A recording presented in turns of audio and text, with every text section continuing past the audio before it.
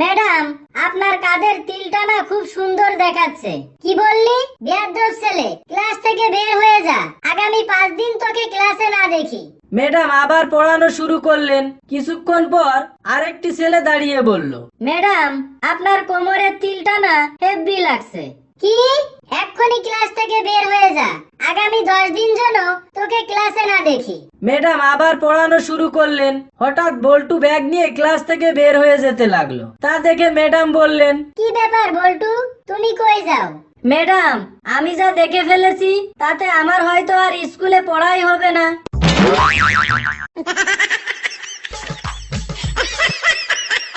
ভাই কি নিবেন? কোক দেন 2 লিটার। এই নেন ভাই। থাক থাক, কোক নিব না, এইটার বদলে ফান্টা দেন। আচ্ছা, এই নেন ফান্টা। বল্টু ফান্টা নিয়ে টাকা না দিয়েই বের হয়ে যাচ্ছে। দোকানদার পিছন থেকে ডেকে বলল, এই ভাই, টাকা না দিয়ে কই যান? কিসের টাকা? ফান্টা নিলেন যে? ফান্টা তো কোকের বদলে নিলাম। তাইলে কোকের টাকা দেন। কোক তো নিই নাই। তাইলে ফান্টার টাকা দেন। আরে ফান্টা কোকের বদলে নিলাম না, আজব তো। তাইলে কোকের টাকা দেন। আরে ভাই, পাগল নাকি আপনি? কোক তো নিই নাই।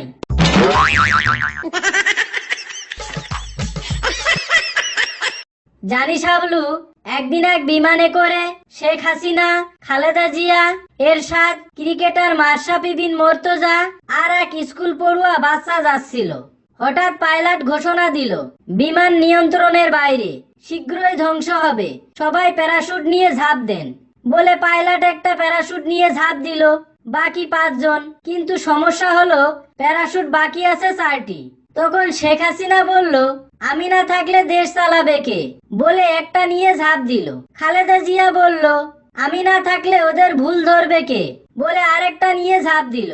এরশাদ বলল, আমি না এই বয়সে মরতে পারবো না। এই বলে সেও একটা নিয়ে ঝাঁপ দিল।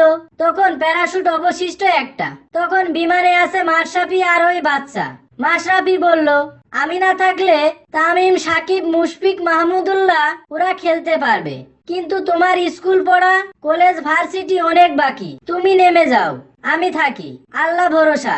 বাচ্চা মাশরাফিকে বলল, মাশরাফি ভাই চিন্তা করেন না, প্যারাশুট 2টা আছে। মাশরাফি বলল, কেমনে? এবার বাচ্চা বলল, এরশাদ চাচা তাড়াতাড়ি করতে গিয়ে আমার স্কুল ব্যাগ নিয়ে ঝাঁপ দিছে।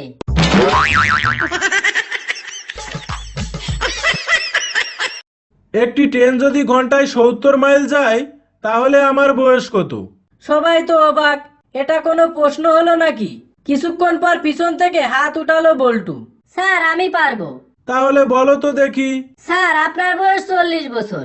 ইয়েস, কি করে বুঝলে? আমাদের পাড়ায় একজন আধা পাগল আছে, তার বয়স 20 বছর। আর আপনি তো পুরাই পাগল, তাই আপনার বয়স 40 বছর।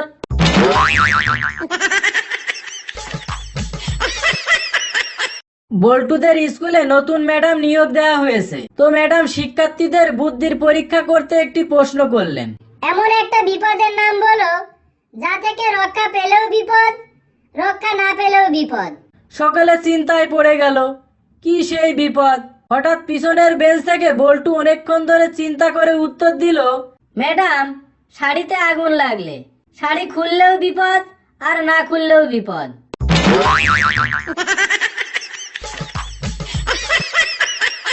বল্টু ব্যাংকে গিয়ে এক মহিলা কর্মকর্তাকে বলল, এই শালি আমি অ্যাকাউন্ট খুলুম। দেখুন, ভদ্রভাবে কথা বলুন। তোর ভদ্রতার গুল্লি মারি, অ্যাকাউন্ট খোল জলদি। মহিলা কর্মকর্তা ম্যানেজারের কাছে গিয়ে অভিযোগ করলো, ম্যানেজার কি ব্যাপার, আপনি এত অভদ্র আচরণ করছেন কেন? অভদ্র আচরণের খেতায় আগুন। শালা আমি লটারিতে 10 কোটি টাকা পাইছি, অ্যাকাউন্ট খুলবো কেমনে হেইডা ক। আরে স্যার, আপনি এই হারামজাদির সাথে কিসের কথা কন? স্যার, আপনি আমার সাথে আসেন।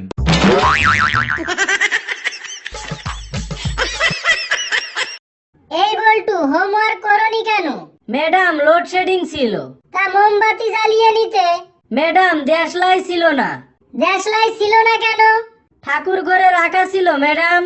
আচ্ছা, ঠাকুর ঘর থেকে নিলে না কেন? স্নান করিনি, ঠাকুর ঘরে ঢুকবো কি করে?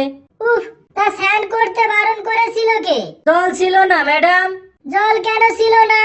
পাম্পের মোটর চলছিল না ম্যাডাম।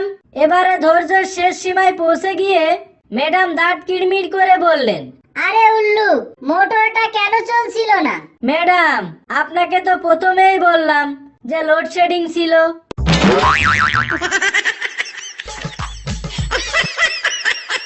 হ্যালো বন্ধুরা, আমাদের ভিডিওটি যদি তোমাদের ভালো লেগে থাকে অবশ্যই লাইক, কমেন্ট এবং শেয়ার করো।